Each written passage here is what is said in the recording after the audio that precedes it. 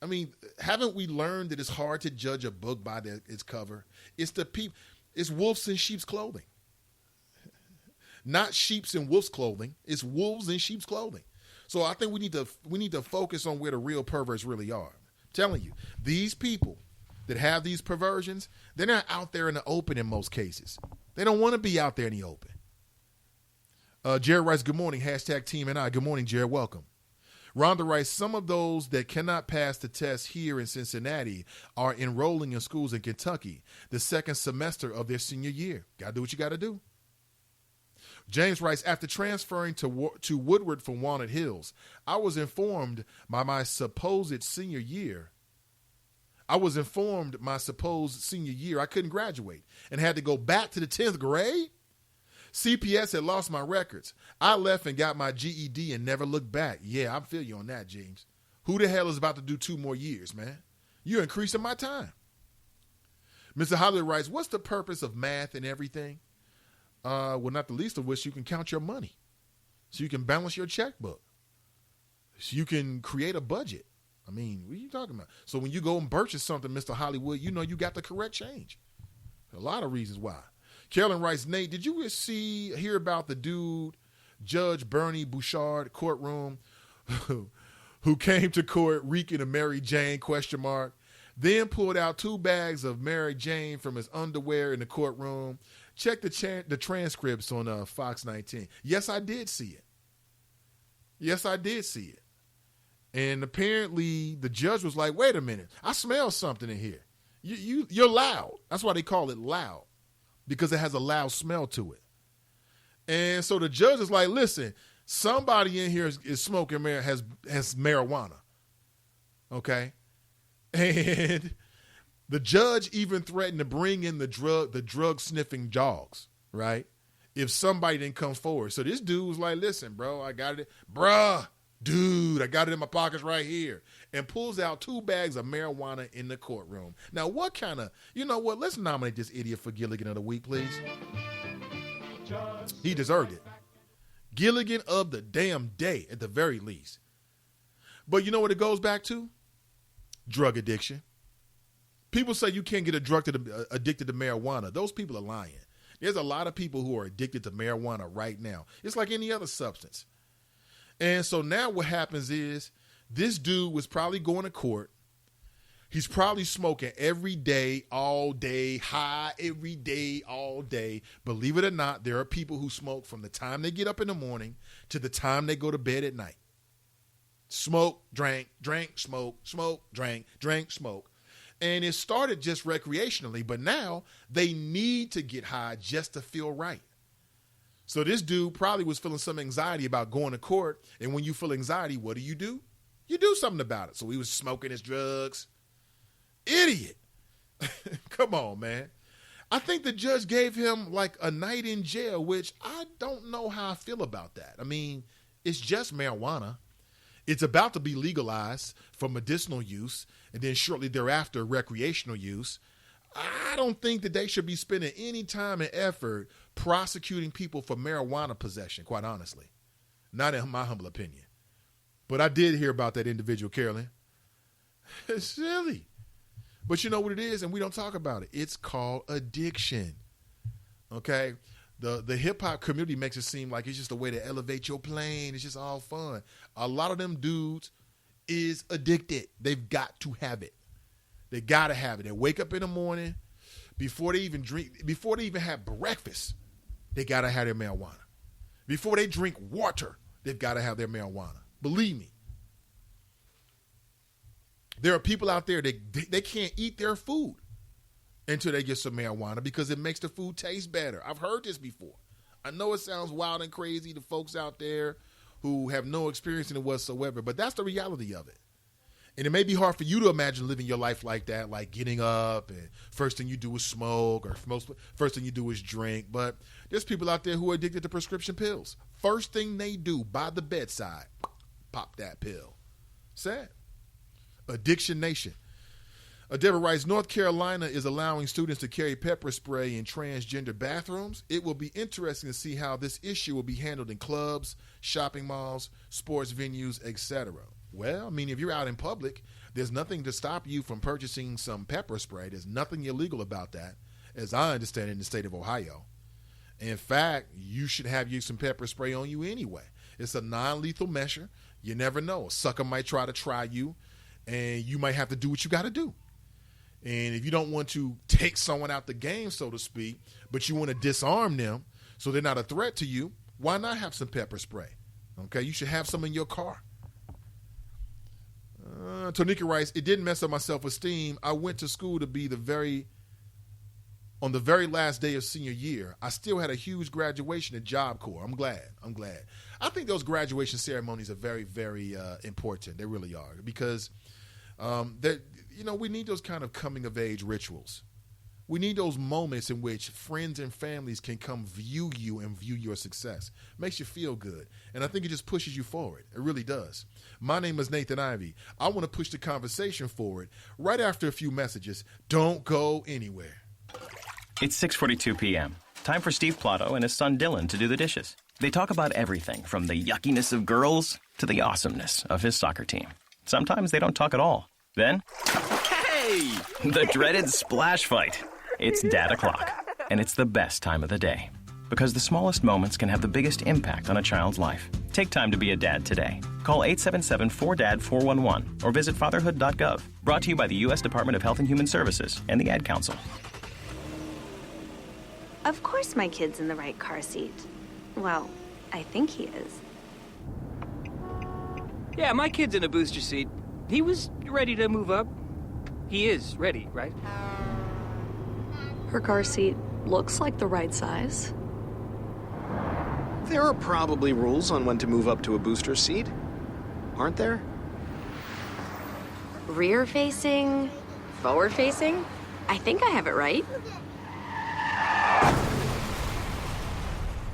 Car crashes are a leading killer of children 1 to 13. Are your children in the right car seat for their age and size? Don't think you know. Know you know. Go to safercar.gov/the right seat. I know my child's in the right car seat, or else I wouldn't get in the driver's seat. Brought to you by the National Highway Traffic Safety Administration and the Ad Council.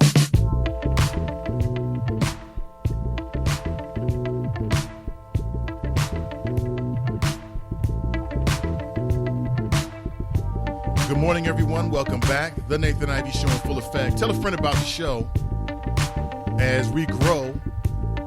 I really appreciate you. We need to come up with a Gilligan of the week. And I don't think anybody is going to have any problem with the nomination of one George Zimmerman. I mean, this guy's just not the Gilligan of the week. In fact, that's not harsh enough, quite honestly. Just completely cold and callous, adding insult to injury, rubbing salt into the wounds of the Martin family. Most certainly, we all agree that George Zimmerman, for his decision to auction off the murder weapon that he used to kill young, innocent Trayvon Martin, he is the Gilligan of the week.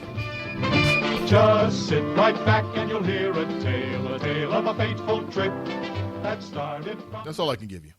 I don't need the Gilligan folks after me, as I said. We've also been talking about what to do about students that to some degree fall through the cracks. Is it fair for a student to get great grades, 12-year commitment, okay, to get recommendations and letters of interest from colleges, and then because that student is 10 points, 15 points away on just one part of the Ohio graduation test, they're not able to get a high school diploma, not able to graduate with their peers? That's not fair. That's not fair at all. Do you believe that that is culturally biased? I mean, the majority of African Americans go to public schools, okay? And I would say that there are some public schools, through no fault of the parents or the students, are just not serving those students well. They're not. So perhaps they're not properly arming those students with the knowledge that they need to pass these tests in some cases. How is that the student's fault? And how is denying this goal, this ritual, this moment, high school graduation, everything that comes with it? I mean, hell, I wouldn't even want to go to prom if I can't graduate. And I mean, I remember what it was like. That last year, all your friends are talking about what their plans are, right? And in a lot of schools, what they'll do is like when students get their letters of interest or their acceptance letters to different colleges, they'll post them. They'll acknowledge them. And I remember thinking, hey, and I was a part of this group, hey, I want to be acknowledged. Put my name up on the board. I'm going to University of Cincinnati proudly. Okay? That's what high school's like. That last year or so, it's all about, rituals, high school ditch day, prom, okay, where you're going to work, what are you going to do over the summer, what college you're going to. All of my peers were on their way to college. I had to go to college too. I wanted to. My best friend was going to college. He was going to the University of Pittsburgh. All my friends were on their way talking about doing exciting things. You want to be a part of that. You want to be a part of that. And to deny that after, a decade plus, that's wrong on some levels, right? But what do you do? Okay, how do you work this out? Keena writes, it's just there are many other ways to achieve one's goals. The point is to never give up. I agree. Ms. D writes, Cher's daughter did get a sex change and is now a man named Chaz. Oh, okay. It just wasn't in my mental Rolodex. Right. Well, I mean, if she has gone through the gender reassignment surgery, I believe that's what it's called, well, then she is now a man. It is what it is. Jared writes, I had the GPA of that fraternity in Animal House High School. I just didn't care for some reason, shaking my head. I understand. I understand. I'm not judging you. Okay? I'm not judging you. Keena writes, what about doing a number? Oh, no. Oh, no, Keena. She's funny for that. Krista writes, did you hear that Bruce Jenner, a.k.a. Caitlyn, is rumored to be going back to being Bruce? A person writing a book called The Kardashian Dynasty? Supposedly, one person has confirmed he doesn't want to remain in his transition. Can you go back? I don't know if you can go back. Someone posted this. I'm not sure if it was somebody in Team and I, but someone had posted this some time ago. And they posted this online, and it was a video that gave you very graphic detail. I mean, it was using, animations and things like that. It wasn't using like real humans. But in very graphic detail, they sort of, in a video form, showed you what the procedure was. And I don't know if you can go back. Once you, like if you're a man, what they do to the penis to transform it into a vagina, I don't know if you can go back from that. I mean, literally, they slid off the top and slid it down the side, down the middle. I don't know if you can go back from that. But I've always thought that Bruce Jenner was just confused. He was caught up with the Kardashian clan, all these dynamic women, and he thought, oh, here's how I can get some shine, some attention, so he wanted to be a woman. That's what I've always thought. Now, do I believe that's the same way with all people? No. But that was just my thoughts about Bruce Jenner. I don't have to be right. It's just my opinion. That seems weird. If he does that, the sad thing is that if Bruce Jenner does this, because right now Bruce Jenner is like one of the most famous transgender individuals, right? And most transgender individuals wants everyone to know that this is something that they've been feeling since they were a child. Like, born a man, feel like I'm a woman. Born a woman, feel like I'm a man. If Bruce Jenner does this, it's on some levels going to lose a lot of credibility for all transgender individuals. It's just some decisions you got to be absolutely sure about before you make them. That's just my opinion. Okay?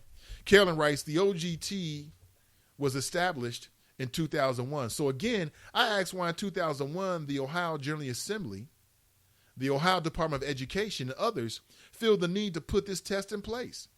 If it was that important, Why wasn't it established in the 60s, 70s, 80s, and so on? Again, just curious. Again, I think that's a fair question, Carolyn.